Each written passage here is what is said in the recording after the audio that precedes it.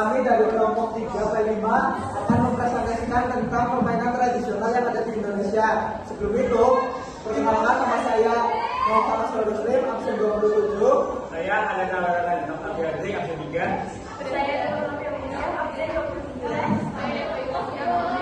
Saya Menangan Kirani, absen 8. Saya Desina Wijaya, absen 13. Yang pertama adalah layang. Layang adalah mainan terbang yang terbuat dari bahan ringan seperti kain, kertas, plastik yang ditambahkan rangka dari bambu atau bahan lainnya.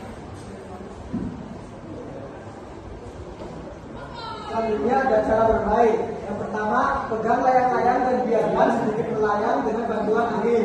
Yang kedua, berlari ke arah berlawanan dengan angin sambil melepaskan benang perlahan. Yang ketiga, setelah naik cukup tinggi, kendalikan dengan menarik dan mengulur benang agar tetap stabil. Yang keempat, gunakan gerakan tangan untuk mengarahkan layang-layang. Kemudian ada manfaat dari mainan layang-layang. Yang pertama yaitu melatih kesabaran dan ketekunan. Ketika kita bermain layang-layang,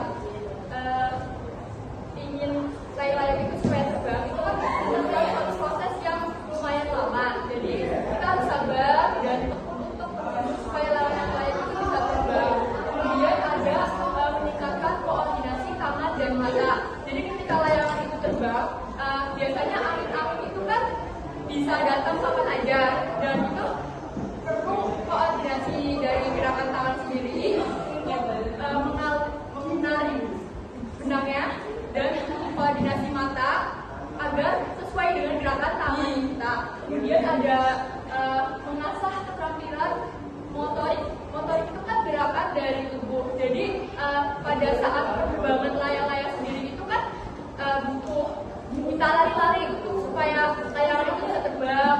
Kemudian tarik ulur dari tangan kita.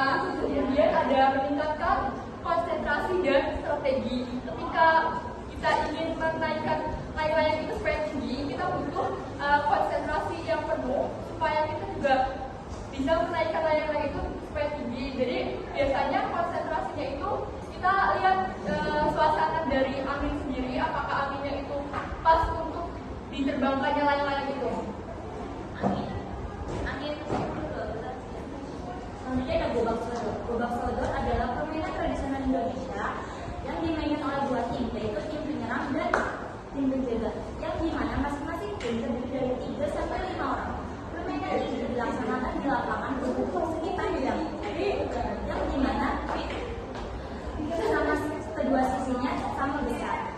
Nah, yang selanjutnya ada manfaat. Manfaat yang pertama adalah meningkatkan kesehatan fisik, yang kedua melatih kerjasama tim, dan yang ketiga meningkatkan konsentrasi dan strategi. Selanjutnya menanamkan nilai sportivitas. Untuk cara bermainnya sendiri, pertama-tama buat kesekipannya terlebih dahulu, lalu dibagi menjadi 6 kotak. Yang kedua, kita harus membagi kedua tim, yaitu tim penyerang dan tim penjaga. Biasanya tim ini terdiri dari 3 sampai 5 orang. Nah, setelah itu tim penjaga akan menjaga di setiap garis lintasan yang sudah dibuat, mau itu vertikal atau horizontal. Lalu tim penyerang akan menyerang sampai sampai garis paling akhir tanpa tersentuh. Jika tersentuh, maka tim penjaga akan menyatakan menang. Jika tidak tersentuh dan berhasil balik lagi ke titik awal, maka tim penyerang akan dinyatakan menang.